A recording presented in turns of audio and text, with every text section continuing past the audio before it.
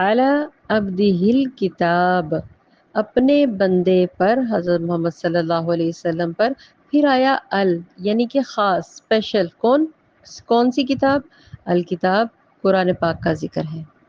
دیکھیں فوراً سوال کریں، فوراً جواب دیں اپنے ذہن کو کہ یہاں پہ کس کا ذکر ہو رہا ہے.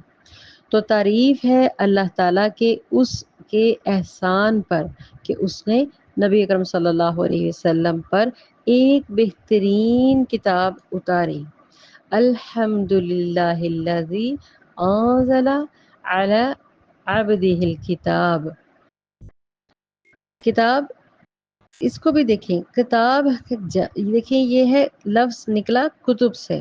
کتب کا لفظی معنی ہوتا ہے جمع کرنا. تو کتاب کو جمع کیوں کیا جاتا ہے؟ جب قرآن کے اندر کتاب کو، ہر چیز کو جمع کر دیا گیا تو ایک مکمل کتاب جامعہ ہمارے پاس آ گئی، قرآن پاک. اس میں جمع ہوئی تمام چیزیں، الفاظ، حروف، اور خاص طور پر قرآن پاک میں جو ہر چیز، مطلب کہ دیکھیں نا، ہر چیز سے آپ کو میری شاید بات سمجھ نہ آئے، میں کھل کے بتاتی ہوں.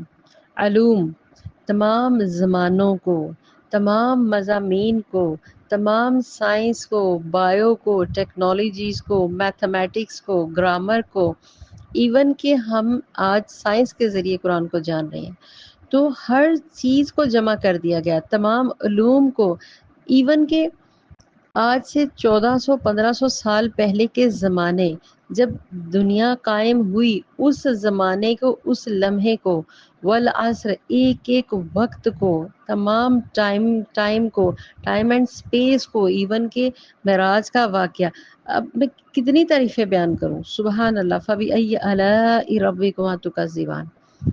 اتنی سی کتاب اور اس کے اندر تمام علوم کو جمع کر دیا گیا تو یہ بنا کتاب.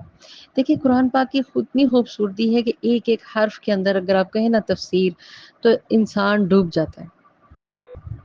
لہٰذا یہاں پہ صرف علوم ہی نہیں بلکہ اللہ تعالیٰ نے اپنی رحمتوں کا بھی ذکر کیا، اللہ نے اپنی برکتوں کا بھی ذکر کیا. صرف الفاظ اور حروف نہیں ہیں، اس میں احکامات ہیں، بلکہ بہت کچھ جمع کر دیا. کس کے ساتھ؟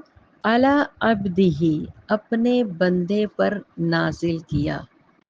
ساتھ ہی اللہ تعالیٰ کیا فرماتے ہیں؟ وَلَمْ يَجْعَلْ لَهُ عِوَجًا. یہاں پہ عِوَجًا اس میں نکرہ ہے، اور نہیں بنایا اس نے. وَلَمْ، غور کریں لفظوں پہ، نہیں بنایا اس نے. يَجْعَلْ لَهُ، کس کے لیے نہیں بنایا؟ سوچیں کس کی بات ہو رہی ہے. مطلب قرآن کے لیے اس میں کوئی ٹیڑھ پن، کوئی کمی، کوئی کجی. لہو، اس میں عوجا لفظ چنے ہوئے، سبحان اللہ، ہم ان کی گہرائیوں تک پہنچ ہی نہیں سکتے. دیکھیں کوئی کمی کجی نہیں، کوئی ٹیڑھ پن نہیں.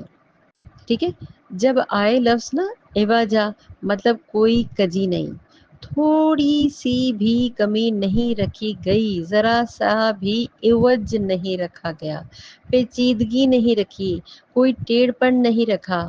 عوجن، دیکھیں عوجن کہتے ہیں ایک طرف جھکنے کو، کہ اس کا تو کوئی بیلنس ہی نہ ہو گیا جو ایک طرف جھکے. تو یہاں پہ عوجن لہو یجعل لہو، اس میں کوئی ٹیڑھ نہیں ہے. میں گہرائی میں چلی جاتی ہوں بہت زیادہ، اور میں جانتی ہوں سننے والے اکثر یہاں پہ بور بھی ہو سکتے ہیں، لیکن جو شوق رکھتے ہیں وہ بور نہیں، وہ تو اللہ کے کلام کو خوش و خضوع کے ساتھ سنتے ہیں. لہٰذا یہاں پہ اللہ تعالیٰ نے بالکل ڈکلیئر کیا، جیسے پہلی ہی آیت میں لا ریب فی، اس میں کوئی شک نہیں، کوئی ڈاؤٹس نہیں ہے. اب اللہ تعالیٰ فرما رہے ہیں کہ اس میں کوئی کمی کجی، کوئی ٹیڑھ پن نہیں ہے. یعنی قرآن میں کوئی کمی، کوئی پیچیدگی ہی نہیں رکھی ہوئی. کوئی کتنا بھی غور کر لے، اس کے اندر کوئی ایسی بات نہیں نکال سکتا کہ وہ کہے کہ وہ دیکھو یہ اللہ کا کلام ہے، اس میں تو یہ بات ہے، اس میں تو یہ بات ہے، یہ غلط ہے، یا یہ عجیب ہے، یا یہ کیوں ہے.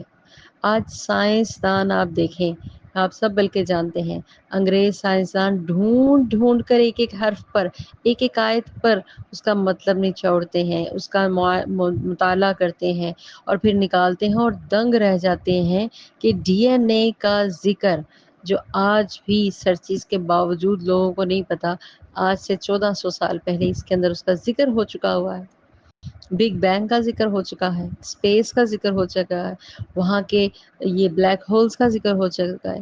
فَبِأَيِّ آلَاءِ رَبِّكُمَا تُكَذِّبَانِ، تو جب نبی اکرم صلی اللہ علیہ وآلہ وسلم پر یہ قرآن نازل ہو رہا تھا، ان کی مشکلات کے باوجود دیکھیں کیا کہہ رہے ہیں اللہ تعالیٰ، 1400 سال پہلے کی بات کیسے آج لوگ سرچ کر کر کے اس کو ثابت کرتے ہیں۔